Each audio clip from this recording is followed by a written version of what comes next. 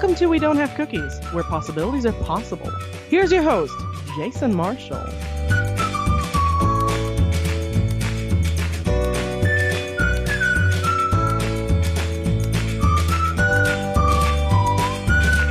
Hey everybody, thanks for downloading the show. A couple of episodes ago, I asked Ken Shamrock if he'd be willing to do an episode of Martial Law with Dan Severn. They're both UFC Hall of Famers whose rivalry goes all the way back to the early days of UFC and when they were fighting over the championship. Both have had plenty to say about each other on this podcast. Ken agreed to settle things on the episode of Martial Law. The only thing left to do is to find out if Dan the Beast Severn accepts the challenge. So joining me right now is Dan Severn. How you doing, Dan? Jason, I'm doing fantastic. I guess I would leap at the opportunity. There is the Shamrock, Sham, and then there's Dan, the truthful one. So the most truthful man in the UFC. Well, I'm so brutally blunt there, Jason, that I always tell people you may want to watch what you ask because I'm going to hurt you with the truth. Because if I have to tell a lie, it means I might have to tell another half a dozen to cover up the first one. I've got too much going on, and I'm not that sharp. So I'm just going to hurt you with the truth, and we move on from there. I'm not for everybody. I'm an acquired taste. Well, as humorously as possible, because this is a comedy show, how did all the bad blood start between you and Ken Shamrock? Well, I honestly didn't know the guy. He just, he actually was in the UFC before I was. I think, again, I could be wrong on some of this information. I think he was in there as of number 2 or number 3 was his first time being in there. Ken was there before me, but there's so many things I could go into of why there's such a big controversy between Ken and myself.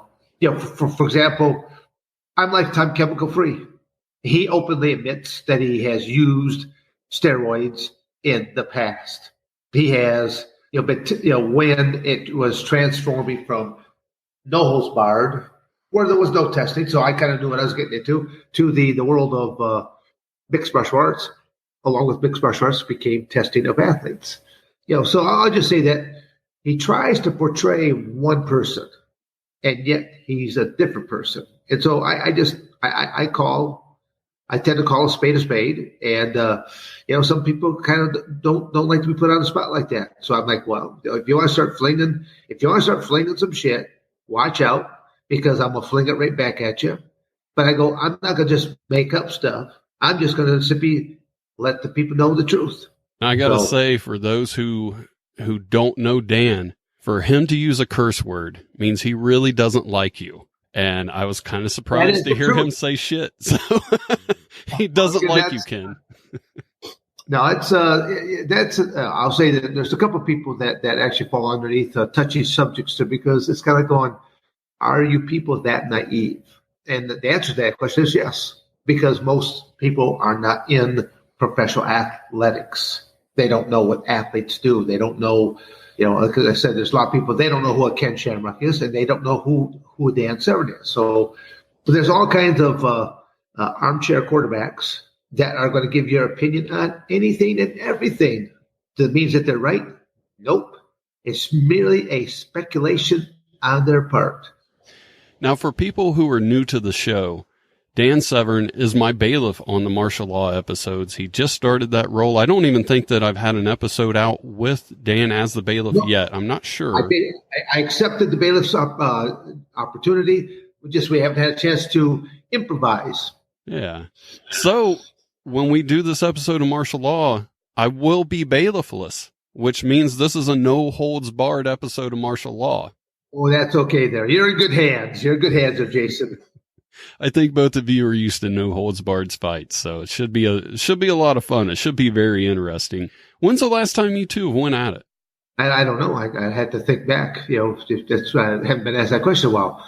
We our history is we have done 2 matches. He won 1 and I won 1. There was supposed to be the rubber match was supposed to take place a couple years back. And lo and behold, less than 10 days before the match, he bails out on me. And that was after he had committed, verbal agreements signed LOI, letters of intent, and even took cash advances, and still bailed out less than 9 days before. Just to be fast forward, Jason, I basically lost 5 months of my life. My whole thought process was this. This was going to be the third and final rubber match. And if this was going to be the last time that anyone was going to see Dan Severn is going to put on the best possible match ever. Am I bitter about the thing? Oh, you bet I am. I know what would have happened.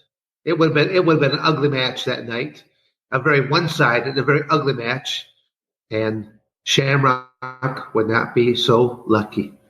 Well, it sounds like you guys have a lot to talk about if the episode of Martial Law comes true, and both have agreed. So, well, Dan, I want to thank you for being on the show today. Is there anything you want to promote before we go?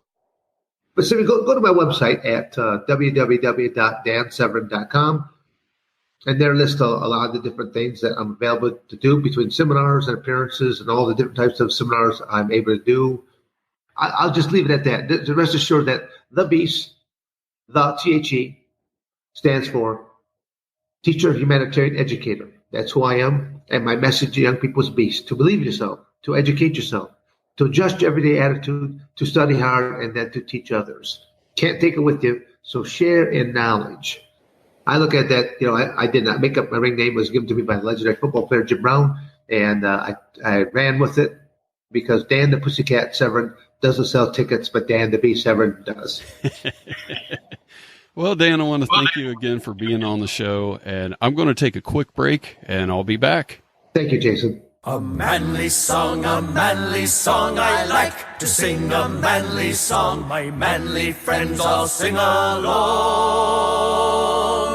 as we sing our manly song. I am a manly man who lives a manly life in my manly house with my manly wife and 2 manly children and a manly guinea pig. My bookshelf is quite small and my TV's really big. A manly song, I like to sing a manly song. My manly friends all sing along as we sing our manly song. I was driving like a man when a tire flew off the hub. So I grabbed my cell phone manfully and called the auto club. Well, I stood there like a man until they came along. And as she changed my tire, I sang this manly song. A manly song, I like to sing a manly song. My manly friends all sing along as we sing our manly song. And we say, hey! We say, hey! It's fun to say, hey, hey, hey, hey! In a manly way.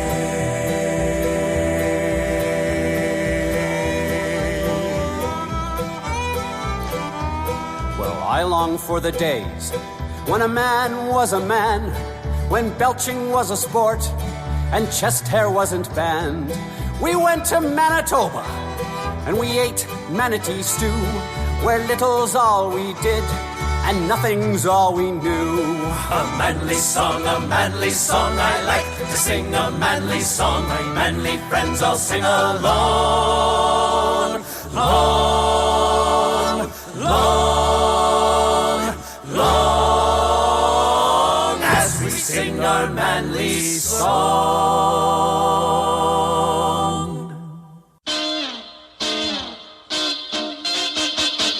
Needing help to remove any obstacles or challenges that might be holding you back from success in your business or personal life? Let me help you create a course of action that will take you to the next level personally and professionally with some bad life coaching. And remember, everyone should revolve around you. Hey, I'm Ken Shamrock, the world's most dangerous man. You're listening to We Don't Have Cookies. Valentine's Day is this week. It's a day of love. So who better to have on as my guest today than Rebecca Love? She's the prom queen turned B queen of cable TV. You may know her from late night Cinemax and HBO movies like Cleavage Field or Keeney Jones and the Temple of Eros, but you won't admit it. or movies that aren't allowed on cable that you won't admit to seeing either. Rebecca, how you doing? I'm doing good, and I admit it. How are you doing? I'm doing great. Which movie did you have the most fun making and why? I would say The Hills Have Thighs because we had to go out to the middle of nowhere in California, but it was beautiful. And I can't remember the state park we were in. And I didn't have any lines. I just had to grunt. So I didn't have to stress out having my dialogue down. It was an amazing thing. I can definitely see why that would be your favorite one.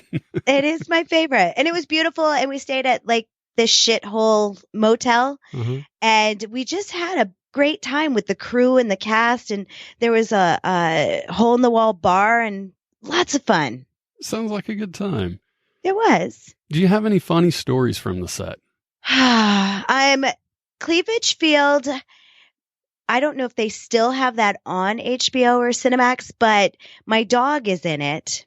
God rest his soul. And he was in it and he had to be in the next scene. Well, there's this pond out in the backyard and it was kind of had a lot of growth over it. So I didn't even know it was a pond and there was fish in it. And he kind of I heard splashing and he fell in. My dog could have drowned, but at the same time, he was nasty. I had to clean him up and get him ready. And thank God I did because Jim Wynorski, he would bite your head off if something was going wrong that day. So I didn't want to be on the wrath of that. Did he catch a fish? No, I think he tried, but no. And the fish were scared when he was trying to get out and he was scared because he didn't. I mean, I think all dogs know how to swim, but that was his first experience. Gotcha. Well, you decided to get into stand-up comedy. What made you go down that path? Because I'm an idiot. Stand-up, I thought I could, oh, you know what? Porn can only last so long. What am I going to do next? What can I do that is still in the entertainment field, but it's just me. It's not like being part of a band or an improv group. It's just me, and all I have to do is worry about me. So I was like, I'll take some comedy classes and see how that goes. Now, I love the comedy classes. I love the community. I still go. I'm a continual student forever. The worst part of stand-up is the stage. I hate it. I get so nervous being up there. It's such a dance. You got to know the punchlines, where to deliver, the timing. It's very time consuming and it doesn't pay shit. You got that right. Yeah. Well, and every crowd's different and every place you perform, you got the difference between a bar show and a comedy club. There's a lot to learn along the way. How long have you been doing it? 3 years, but I can't say I've been consistent. If I book, I don't even try to book shows. I don't even go out looking for them. Mm-hmm. It's when they come to me, I'm I won't say no. Because I feel like there could be an opportunity missed. So I always go, yes. And that's the part I hate. And it doesn't work very well with stand-up if you're trying to go that route. But I do like getting off the stage because if I do the dance well, it's very euphoric. Oh, yeah. Yeah, I've done stand-up myself very, very sporadically, and that is not a good way to go about it. No, it's not. And open mics, they will suck your soul out. Mm-hmm. Yeah. But like you said, if it goes well, man, it's the best feeling in the world. It's like cliff jumping. I love cliff jumping, and it is the best feeling in the world when it goes well. What's the worst joke that you've come up with that you don't plan on ever telling again? After you tell it here, of course. Oh, God, I had one, if I can remember it. It goes, hold on, let me just pull it up because I don't have it quite memorized because I kind of dropped it when I used it a couple times on open mic and it got groans. So let's see. Oh, no, that's the worst. It is the worst. I might have deleted it. I did a joke. It was my first time going up. And I didn't expect this, but my in-laws were in the audience. And this would have got groans anyway, trust me. But I made a joke about how I was cheating on my wife. Oh. And yeah, that was another reason I shouldn't. I should have just scrapped it all together. But It's not a likable moment. No. And a veteran comic actually told me to do the joke. It was funny. And I think the joke was on me. I think so. But go ahead. How's it go? I said that I was cheating on my wife. She came home. I had my hand in the girl's pants. I pull my hand out. And what I didn't know was she was on her period. So she caught me red-handed. Oh, okay. Yeah. First of all, you come out as the villain. And that's a groan. It's so gross. There's nothing good about that joke. Did you have an abortion joke after it? The only topper there. It was the worst. I don't think I ever told that again. Good for you. Take that one out. Kill it. Kill it now. I might take it out of the podcast. No, leave it. Leave it because it wasn't your truth. It was an exaggerated and you were just making it funny. But people believe what you say up on that stage. And do you know who Eddie Ift is? Yes. Oh my God, I do. I sent him an email with that joke and he replied, "Funny, do it." And I thought, God. Eddie Ift signed off on it. And I'll be honest, if Eddie Ift would tell that joke, I think it would actually go over. I think he could make it work and it would be really funny because Eddie just has that personality.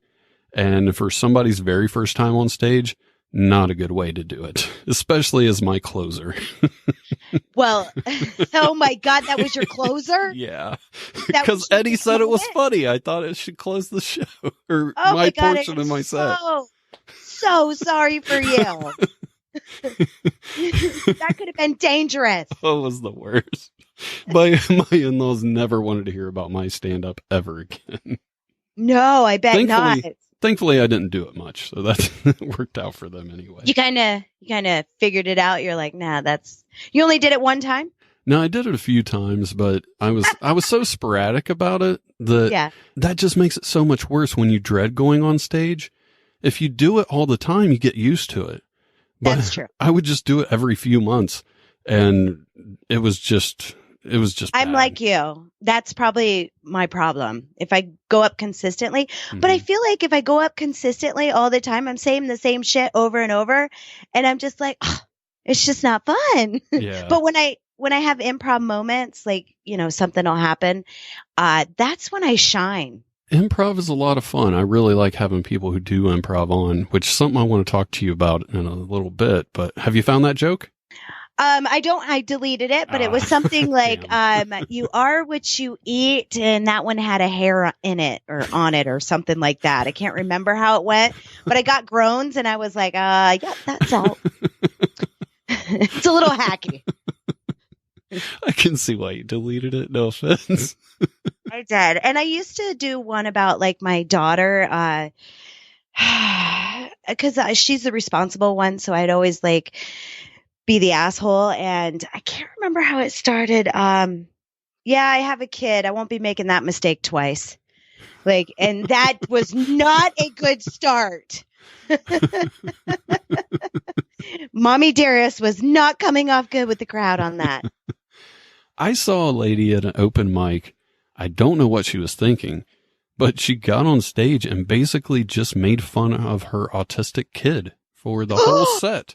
And nobody thought it was funny and nobody liked her. I don't think she ever got back up again. I don't know what you're thinking when you go up and make fun of a disability. Yeah. I don't care if it's your own kid. It's different even if you have it. Yeah, like Josh Blue. He can go up there and talk about what he's going through. And that's, like you said, that's a whole different story. But when you're making fun of a child and a child with a disability and you're the parent, you're an asshole. There's no other way to put it. It's true. And the thing is, even if it's not your truth, they believe it. So you have to own it. It was a very weird choice, especially when it's your entire set. I can't imagine focusing a whole entire set and devoted just to this one topic. I think it was my second or third time. I decided that a very good thing to do is take 2 to 3 of my 5 minutes on stage and devote to why isn't there an East anything state? There's a West Virginia. There's a North Carolina. There's a South Carolina. Why isn't there an East anything? Every vowel in the country or every vowel in the alphabet is represented except for E. It makes sense we'd have an East something. And And I could tell that was going nowhere about a minute in.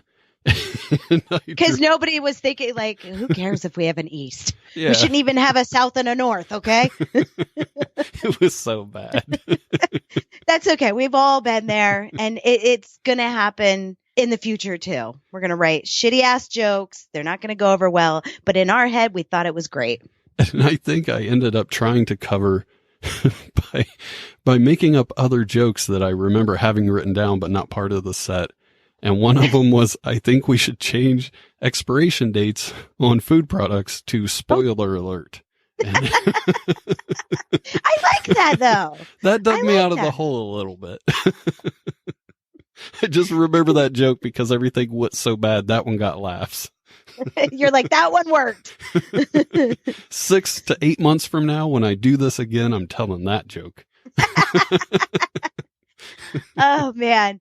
I will not listen to the radio in my car because that's where I practice repetition and getting my shit down. So when my radio got stolen, I just never replaced it. And that's where I practiced all my jokes and got the shit down. Now my daughter replaced the radio for a Christmas present. I still don't use the goddamn radio. Well, you said you started taking improv classes. Was that part of building on your comedy, or was that just a whole separate thing? You decided to take a right turn and go into improv because it's like comedy, but you have other people to work with, or what was the thinking with that? I was taking comedy classes with Don Barnhart here in Las Vegas, and he started doing an improv thing. And I'm like, well, do I need that? Do I need that to like do comedy? And he goes, well, it'll help if something happens during your show and you're off script or whatever. It'll be a quick reaction. And I'm like, all right, I'll do it. Loved it. Took the first, it's like playtime. It's like recess. You play fucking games and you bounce off each other. And there's a safety net because your partners, your group, your whatever you call it, your troupe, they won't let you fall. They're there to catch you no matter what. I've never taken improv, but everybody that I've ever had on the show that's been in improv have been great guests. They're my favorite people to have on the show. And I think one of the things that helps you with improv, as somebody who hasn't taken it, just outside looking in, it seems like when you're in that environment, it raises your energy level and you guys just kind of feed on each other. And it's like a snowball just rolling down a hill. You know what? That's exactly it. That is exactly it. Once you get in that pattern, that moment, that zone, you all become united as one. Yeah, it definitely has that, I don't know, that aura. Like I said, it's just kind of outside looking in, but it always looked like so much fun. And you should try a class and see if you like it or not. The first time I've ever taken improv, that was a couple years ago. So I was like 39. I was 39. First time I ever took improv, and I was like, why didn't I do this sooner? Because it helps with everyday life too. Yeah, I can definitely see that. I can see how it would do that. Going back to your comedy career, though, you did a show. I wouldn't call it a career, but okay. I thought you were going to say that. You did a show about a month ago that was all adult film stars doing the comedy. What was that like? Because like I said, there's a difference between doing a bar show, doing a comedy club. There had to be a pretty significant difference in that show too. Yeah, I mean, a bar club, especially if it's a free show, they're not listening very well. Yeah. But being at an adult film star, I'd call it a comedy event because not everybody's a comedian, but they'll get up there and they'll talk. And it's all adult film stars, and I'm amongst my peers. So it's very releasing to me because when I do my comedy, I don't really tell people I'm in the adult industry because I don't want that wall to go up. Mm-hmm. But when I'm at I'm at Carnal Comedy. It's called Carnal Comedy. We do it at Sapphire's in this great big showroom. It's huge. It's beautiful. It's very freeing. I can be honest. I can pick on the crowd. I can express, what I think as a performer. Sometimes I have a message with that. Other times it's great therapy because I can just word vomit onto my peers. Well, I saw that Ron Jeremy was part of that show. I've heard other comedians talk about him. And from what I've heard, he has narcolepsy. Is that true? Is that something you've witnessed? I've never seen him fall asleep. Okay. I mean, he's come on, Ron Jeremy is no spring chicken. You think when I get that age, I'm going to fucking fall asleep on purpose? I could swear, I can't tell you who it was that was talking about it, but I heard a comedian tell a story that Ron Jeremy fell asleep while he was driving, hit a parked car, and he left a note that said, "Sorry, I fell asleep," and left his number. And Shut up. And the person never did call him back to get his insurance information. But I thought that's a hell of a note to leave. Sorry, That's I fell a hell asleep. of a note, but why wouldn't they want his insurance? Was that person that rich that they could just pay it out of pocket? I don't know. You know, the thing is with Ron, he works a lot. He double books a lot, but he's consistent and he has strong work ethic. So I think he takes those little naps, you know, maybe not, he shouldn't be doing it while he's driving, but I've seen him fall asleep in shows, but I've never seen him fall asleep during a performance. And you know, that was one of the things they were talking about. I guess he was asleep at a show, maybe a couple other places. And that's probably what the misconception is. If I've seen him. I think that's how it all started, was they were like, well, I've seen him asleep at a show, and they probably just thought that he has narcolepsy, which is a very big jump. He might just be tired. That is a big jump. Because that means you could just be standing and all of a sudden out, which is kind of dangerous. Well, now I feel like I have to get him on the show to get to the bottom of this narcolepsy thing. You should, because the listeners want to know now. That was a very unexpected turn. I didn't think about that, but I might actually ask him now. Do it. Yeah, I just bought into it. I was like, oh, he's got narcolepsy? Well, that's kind of, I don't know. I guess I can see it, and you hear somebody say it, you just kind of go with it. But now, now that I've talked to you, it does seem like a gigantic leap from nap to narcolepsy. That would be the name of the episode if he comes on too, from nap to narcolepsy. The Ron Jeremy story. That's how I'm going to pitch it too. I like it. That's what you need to do, because we got to know. But I'm going to say it's just old age and works a lot. Well, going back to Valentine's Day being this week, what's the worst date you've been on? The worst date I've been on, probably when a guy pulled out an EBT card. That was probably the worst date. But I had a really bad Valentine. Like Valentine's, I celebrate with my man, and we had such a bad date that it was so good. Really? Like, yeah, we had reservations, but they couldn't get us in on time. The soup had a fly in it. But yeah, I mean, everything. I'm wearing fucking lingerie with a corset underneath my outfit, you know, because we're going to go back to the hotel. We're not going home. We're going back to the hotel because we're having a romantic night. I mean, there was a lot of things I can't remember right now because there were so many things that happened. Like, they doggy bagged our food, but they gave us the wrong table's food. Oh, wow. Yeah. I mean, everything that could go wrong. And then we were going back to the hotel, and the reservations were never booked. Like, they didn't go through or something. So we just went back home and we watched Weird Al Yankovic videos, and we laughed our asses off. Everything that we had planned out did not happen. Damn. And the food they gave you was shellfish, and you're allergic to shellfish. Oh, that would be icing on the cake, right? Yeah. And you didn't know there was shellfish in it. It was in a dip. And it's not like you want to eat somebody else's food because you don't know. It's kind of nasty if you think about it. But here I am giving my fucking my doggy bags to homeless people, so I'm an asshole. For even thinking that, it's not good enough for me to eat? Well, you have your own podcast called Talking Dirty with Rebecca Love. What can people expect if they tune into that? So I've been in the adult business for over 23 years, and I try to teach business tips in the industry. And if I find a new software or whatever, because I'm very techy, I usually will teach people in that episode about it. Just look at the topic. It could be adult webcamming. It could be phone service, even podcasting. I have one that's called Podcasting for Porn Stars. So that's my thing. My podcast is about education in the adult industry. Sorry, yeah. My cat keeps meowing. Sorry about that. Do you got some pussy in that room?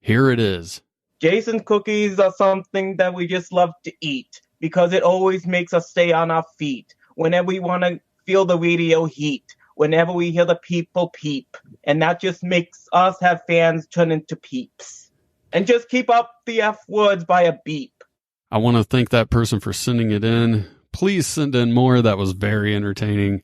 I also want to encourage everybody listening to send me an email just to say hi or a voicemail for me to play on the show.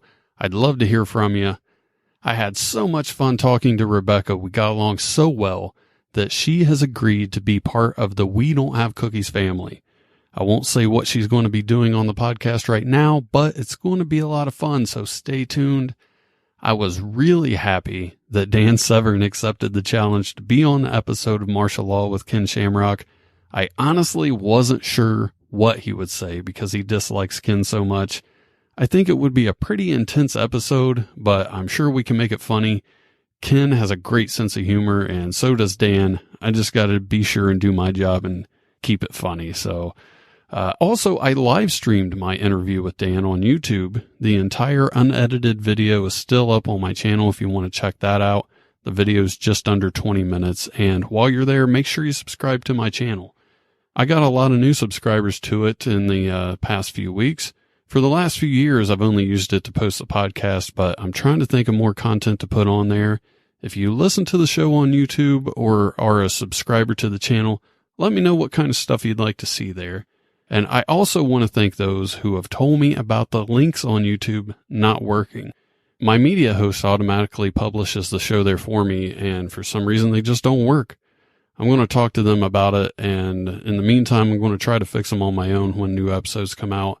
I appreciate it when you guys let me know stuff like that, so shout outs to Travis Dodgen and Jake Hudson for letting me know. Travis, I'm sorry if I mispronounced your name. Also, shout out to Dave Nelson from the Comedy A Go-Go podcast. He's been sending in a lot of segments for the podcast lately, and he always gives me a shout out on his podcast, so it's about time I return that favor. I also want to thank everybody for all the support for my new role as the co-host of the Bowling Alley. A whole lot of people have had a lot of nice things to say, and it means a lot to me. I'm still having a hard time transitioning to video. Every time I see myself on the screen, it always throws me off, and I feel really weird, but I'll get used to it soon. That's it for this episode. Keep spreading the word. It's the only way the show can grow. I'll talk to you next Monday.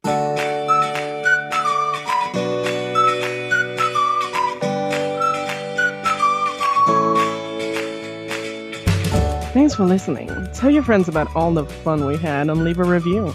See you next time.